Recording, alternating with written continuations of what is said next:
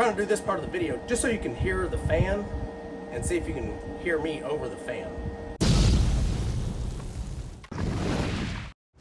Hey y'all, welcome back to the channel. I'm Mike with Fowler Family Farm. Today's video is a review video on this VTOMAN FlashSpeed 1500. I've actually got it charging right now because I've been using it. And this is the fan that's the one to help cool it off kind of thing. To me, the fan doesn't sound too loud, but I can tell only one side is working. Like this side's slightly blowing out, but this side is definitely going. But really, I just wanted to see, when I watch this back, how loud this is on film, according to my voice, basically. It doesn't sound loud. I'm gonna let this charge to 100%, and we're gonna plug different things into it, and just kind of see how this power station works, and see how well it runs my equipment, because that's really what it's for. Yeah, y'all cannot see this display. That's one of the drawbacks on it. It's showing 71%. I don't think y'all can see it. Let me see if I turn this around.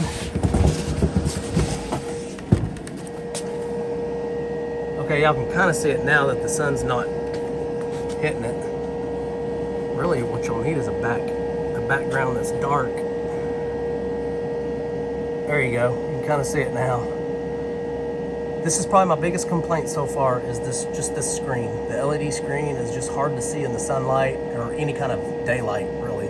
Okay, so let's talk about this VTOMAN FlashSpeed 1500. First of all, all the cords are up here. There's no cord pouch or anything like that. It's just up here in this container. I do like that part of this.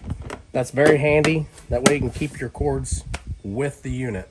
Okay, so while we're up here talking about this compartment and the cords, it does come with the charging cord for the 12-volt battery, basically battery socket. Of course, your regular AC cord. It comes with a USB-C and USB-CA attachment, either cord, and then both ends, and then it comes with a smaller cord that's both ends USB-Cs. Okay, so I did charge it all the way up. Let's see if I can get it to show up here. So it is 100% now, and it took me, I think when I turned the camera off a while ago, it was 71%, and it took roughly 15 minutes to charge it from 71% to 100%. So that's pretty quick. The instructions on the VTOMAN FlashSpeed 1500 does say that this can be charged completely within 1 hour. So from 0 to 100% within 1 hour. That alone is pretty impressive. So let me talk about the front of this unit here. This is your input, okay? So this is where you're gonna charge it from. You got 3 different little ways you can charge it. The AC cord, the solar, the 12-volt battery for your car. We're gonna skip this for a second. And then over here is an accessory that you can buy with it, where it comes with jumper cables so you can jump your vehicle. And then this here is when you want to add another, this is what I was talking about earlier. If you want to add another battery on top of here and stack them and run them together, this is the outlet for that. You'll have to have the cord for that as well. So you'll have another 1500 watt battery up here. So that would give you, a 3000 watt battery. The watt hours on that would be, the watt hours on this is actually 1548. So if you stack another one of these on top of it, it would actually come in as a 3096 watt hours. That's pretty impressive. Okay, everything below this is your output, including this one, even though it's above it. So these are your outputs. This is where you're gonna draw your energy from the battery. This is just your regular battery, 12 volt, DC 12 volt style, kind of like your cigarette socket. This is your USB-Cs. These are all USB-As. So these top 3 are the 12 watts, and then this bottom one is an 18 watt. So it's actually gonna charge quicker. So if say you wanna charge your cell phone with that, and you want to charge it quick, you're going to use this bottom one. So then it has 2 outlets up here for the USB-Cs connections, and those are the PD100 type ports. So this is actually going to be really good for your tablets, your computers, stuff like that. Okay, and then obviously you can see these are just your regular 110 volt outlets, kind of like in your house. But this is a 110, and it's only 15 amps. What they should have done, I think, maybe make one of these a 20 amp outlet. These all 3 are 15.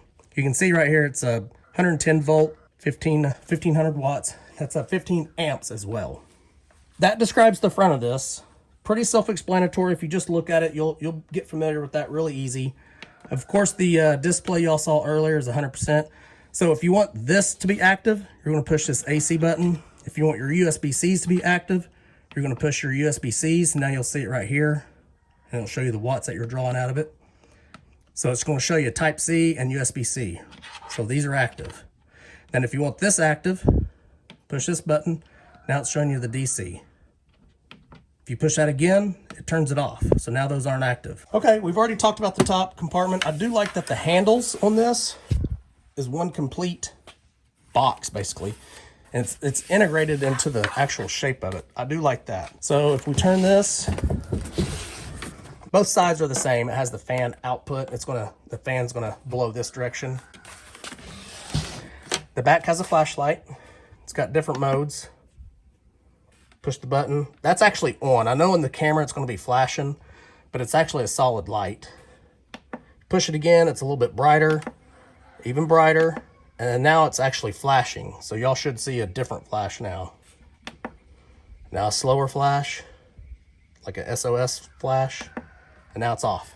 Okay, we're just gonna spend a few minutes talking about who would want something like this. Who would want a power station, 1500 watt power station? So this is great for someone just like me, basically. I mean, it's great for a variety of people, but I live on a homestead or a farm, 30 acres out here. If I can take this out to my back property and use some tools without having to have electricity back there, that's exactly what this is for.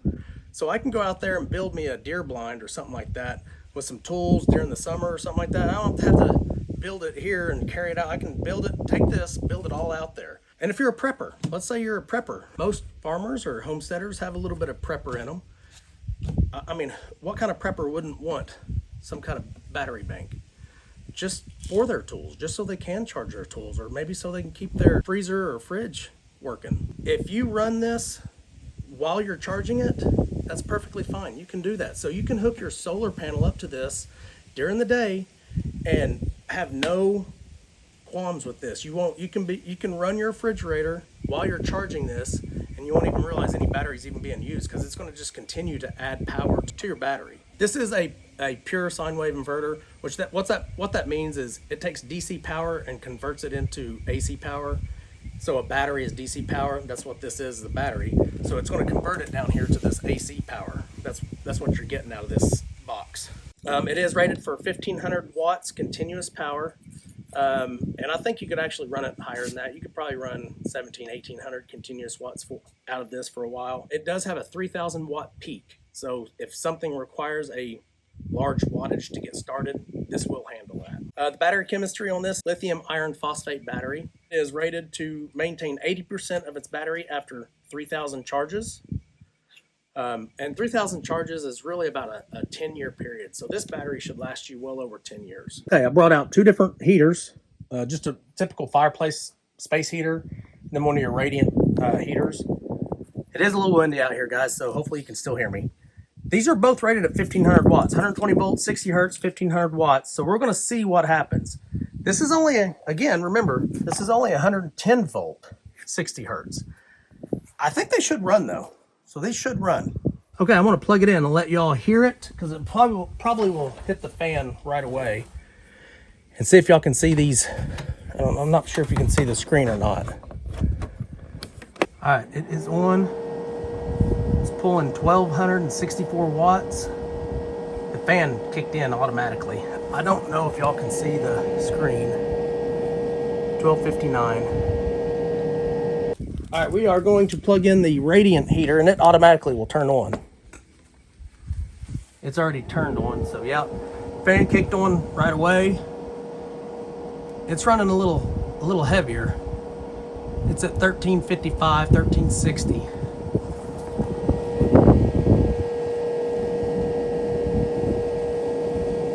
So there you have it. It'll run two fans. Well, it won't run two fans at once. If y'all want to see what happens if you plug them both in, it should kick off.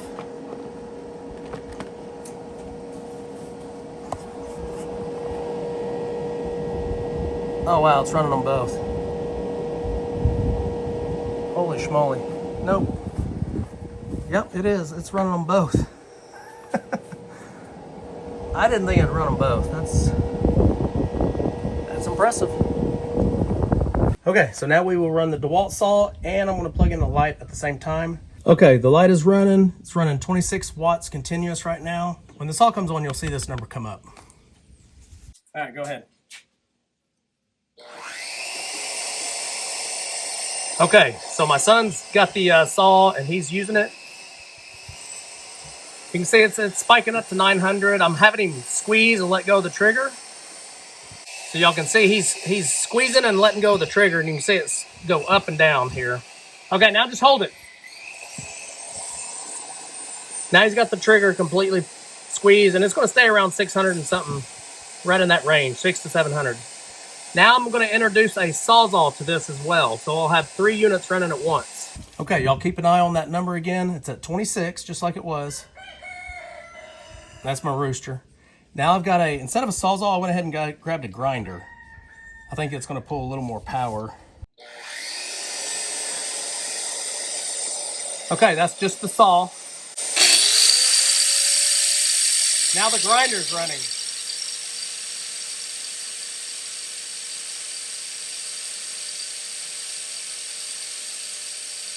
Okay, so you can see there that all 3 items were running. The light was obviously small, and then the 2 tools.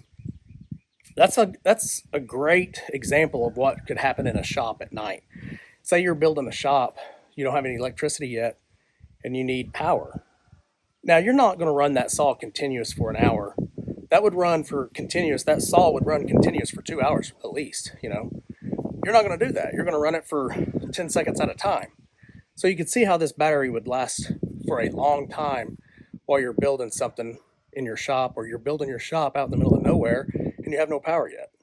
I ran 2 tools and it spiked, I think it spiked to 1200 if I remember right. And then it settled down at about 1000, right? So you can still run 2 tools for over an hour together with a light. So you got your light up in your shop working. You have that light running continuously because it's only 26 watts. It's going to run forever. And then you can run your tools on and off and have plenty of power. That's what this battery is great for. I will continue to do more testing on this battery because this is probably, out of all the ones I've seen, out of all the ones I've used, this right now is probably my favorite. There's really nothing to complain about with this battery. The screen is probably my biggest complaint. That screen needs to, something about it needs to happen to where you can see it better in the daylight. Like even in the shade, I'm having a hard time seeing it. So I have to be in a room that's got low light or shade, something like that, to see that screen real well. But if that's my only complaint, that's awesome. Maybe in the future they could step this up with a 30 amp like RV plug. That'd be pretty cool. I think that would work out. But really, I don't know what else they could improve with this. Not a whole lot. Okay, I actually have my solar panel hooked up to it. I don't want to show you the solar panel because it's a competitor, so I won't show you that. But it's too small, so it's only a 20 volt. To charge this battery with solar, you have to have a 30 volt to 60 volt panel. And the one I have is only 20 volts. So really what I'm going to do is just buy 2 more 20 volts or just buy a 30 volt from VTOMAN, and that way I can hook them together and have, you know, 50 to 60 volts and charge it very quickly. Okay, y'all, we're gonna wrap this video up. VTOMAN, you got a great product. I really do like this. If you compare this VTOMAN power station with the other ones that are at the top of the market, supposedly, money-wise, this will outperform those other brands. I think they got a great product here. I will definitely leave some links in the description for you to go check out the VTOMAN. And like for instance, you can stack another battery on here right now for half price. The battery itself is half price. It's just the battery. It'll double the capacity of this. This unit itself right now is half price. It's priced at $749, I believe, maybe $789, $749. I'll put a picture in, but that's a great value. You can't beat that value with other brands. I mean, for what you're getting out of this, I don't think there's one on the market that's better than this price-wise. I will get a lot of use out of this. Something like a cabin in the woods, out in the middle of nowhere, this is going to come in handy so much. You could run lights, just lights alone, for days without even charging it. Run some lights in a fridge. You know, you can run your coffee maker off this, skillets. I mean, this is strong enough to run those high-powered units in your kitchen. Go check them out, VTOMAN.com. Like I said, I'll leave links in the descriptions for all this. All right, hopefully you guys enjoyed this quick video. Again, VTOMAN, thank you very much. We will see you guys on the next video. And remember, do the good. Fowler family farm. Come along and ride with us through this life's journey.